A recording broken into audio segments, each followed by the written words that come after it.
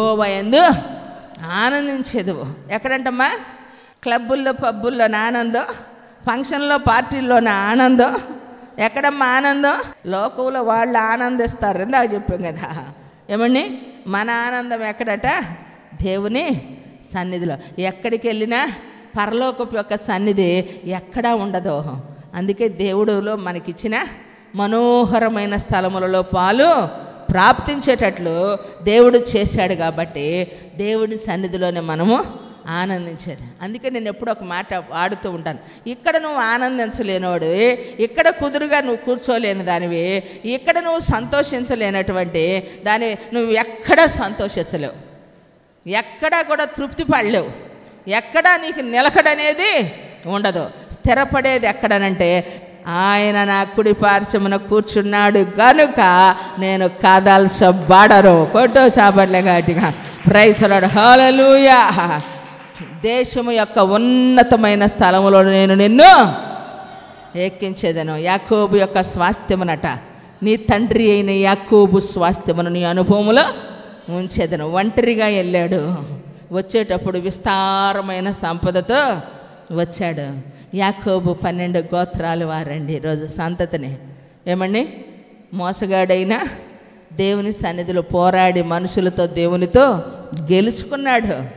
తన సంతతి అయిన 12 గోత్రాలు వారు, ఏమండి 12 మంది శిష్యులు దేవుని కొరకు హతసాక్షులైన 24నట పరలోకంలో పెద్దలుగా పెట్టాడంట నా తండ్రి. కొట్టు చాపట్ల గట్టిగా.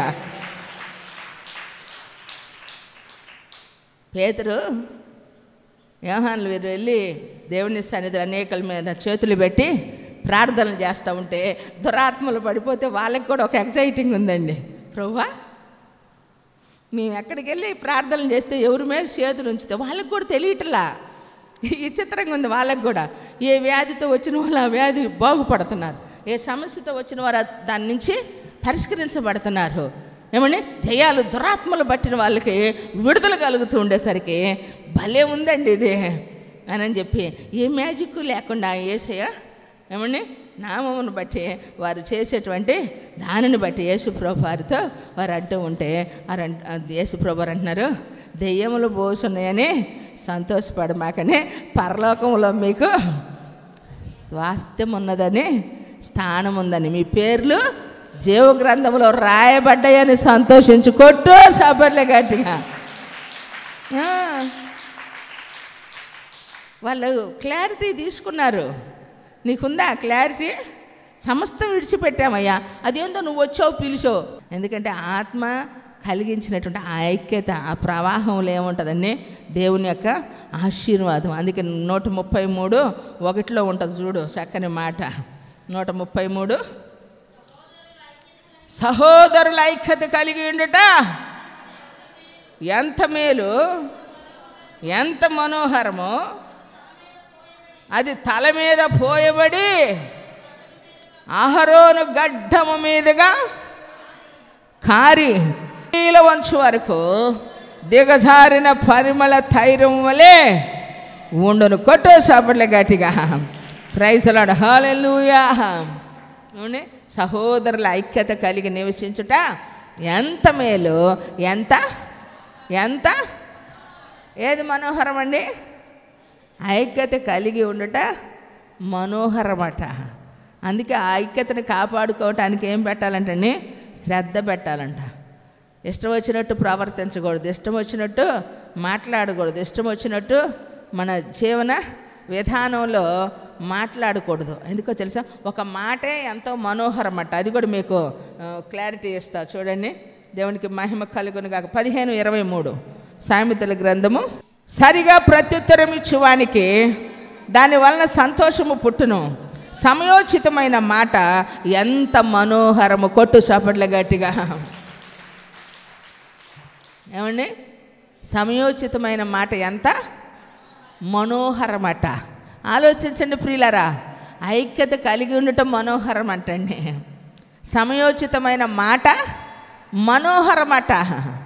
సమయోచితమైన మాట. అక్కడ ఇంకొక మాట కూడా రాయబడి ఉంది 26వ వచనంలో, దయగల మాటలు పలుకువానికి, దయగల మాటలు ఆయన దృష్టికి పవిత్రములు. కొట్టు చప్పట్ల గట్టిగా. 2 చేతులు ఎత్తి కొట్టు. దురాలోచనలు యెహోవాకు హేయములట, దయగల మాటలు ఆయన దృష్టికి పవిత్రములట.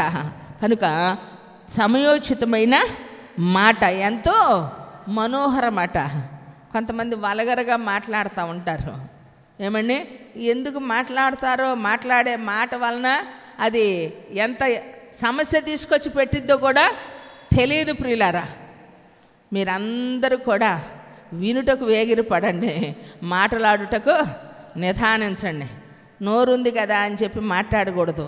స్త్రీలు ఎక్కువగా మాట్లాడినందువలన తమకున్నటువంటి వాల్యూ రేటు పడిపోతూ ఉంటుంది, విలువలు కోల్పోతారు. ఎంత మౌనంగా ఉంటే అంత ఘనతగా ఉంటారు. కానీ కొంతమంది వారు మాట్లాడే మాటే వాళ్ళకి తెలియదు ప్రియులారా. కొన్నిసార్లు నేను ఆలోచిస్తూ ఉంటా, ఈ మాట వలన అసలు ఏం ఉపయోగం అనిపించిద్ది. అనవసరంగా నోరు తెరిచి బుద్ధిహీనుని వీపుకి దెబ్బలు సరైనవి అంట. ఏమండి, ఎందుకు తన్నులు తింటున్నారు?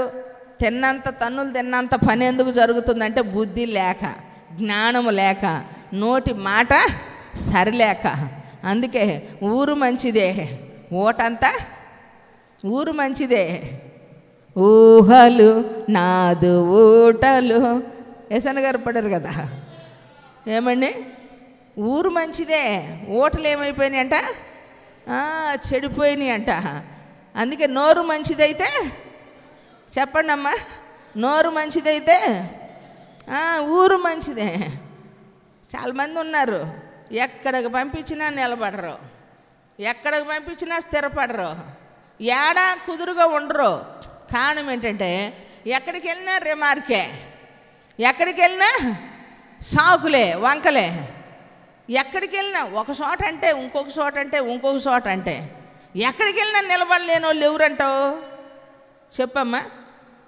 ఒక పెళ్ళి చేస్తామండి, కాపురం అవ్వదు, వాడు మంచోడు కాకు అత్తో లేదంటే ఇంటోళ్ళు ఎటో ఒకటి అనుకో.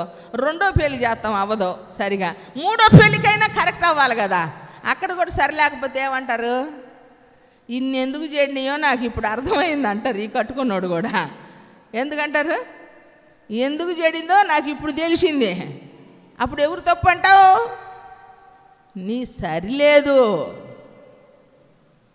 జ్ఞానం లేదు, మాట సరిలేదు. దయగల మాటలు హృదయాన్ని ఏం చేస్తే?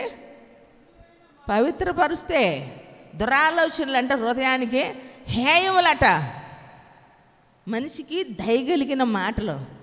యేసు ప్రభువు పేరుంది కదండి, 1000 పేర్లలో ఒక పేరు ఏంట్రా బాబు? మహేష్. దయామయుడు. కొట్టు చాపట్ల గట్టిగా. ప్రైజ్ ది లార్డ్, హల్లెలూయా. దయామయుడు. దయగల మాటలు మనము పలకాలి దేవుని సన్నిధి. ఒక్క మాట, సమయోచితమైన మాటట, మనోహరమట. మనోహరం. ఈ కష్టంలో, బాధలో. ఎందుకంటే ఒక మాట మనిషిని బ్రతికిచ్చిద్ది ప్రియులారా, ఒక మాట మనిషిని చచ్చిపోయేటట్టు చేసిద్ది, ఒక మాటే మనిషిని ఎంతకైనా తీసుకొని వెళ్ళిద్ది. అందుకే ఒక మాటే నీ బ్రతుకులో ఎంత ప్రయాసపడినా ఆశీర్వాదం లేదు. రాత్రంతా కష్టపడ్డావు, సూర్యోదయం అవుతా ఉంది. ఏమండి, పగలంతా ప్రయాసపడినా ఏమండి ఏమి లేదు. ఎందుకనంటానా? ఆధ్యాత్మిక లేమి. ఏమి లేమిడండి? ఇప్పుడు అన్నీ ఉండే, ఏమి లేదు. ఆత్మీయత లోపించేసరికి రాత్రంతా కష్టపడ్డావు నా మాట లేకుండా. ఒక్క మాటే, నేను చెప్పిన ప్రకారం కుడివైపున వలవే అంటే 153 చేపలు వల పిగిలిపోయా అంతగా పడ్డాయి. కొట్టు. ప్రైజ్ ది లార్డ్, హల్లెలూయా. నీ గిన్నె నిండి పొరలాలన్నా ఏంది? నీ జీవితంలో విస్తారమైనటువంటి ఆశీర్వాదాన్ని పొందుకోవాలన్నా దేవుని మాట వినాలి. ఎవరి మాట వినాలి? దేవుని మాట వినాలి. ఎవరు చెప్పిన మాట వాళ్ళు విన్నారనుకో, ఏంటి వారి మాటలు వారి అదలోకే వస్తే ఆ మాటల వలన వారికి క్షేమము ఉండదు.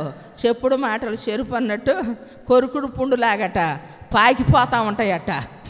ఏమండి, లోకంలో ఉన్న మాటలు జీవితంలో స్థిరపడాలంటే తర్వాత నువ్వు పడి లేచిన తర్వాత సంగతి అర్థం చేసుకోగలిగేదానికి ఆశీర్వాదకరమైన కుటుంబముగా కట్టబడాలి అంటే యేసయ్య మాట ఉండాలి. కానీ ఎవడో ఒకడు అనామకుడు వాడు వచ్చి ఏం చేస్తూ ఉంటాడు, నువ్వు రాకపోతే నువ్వు వినకపోతే నేను కోసుకుంటా అంటారు.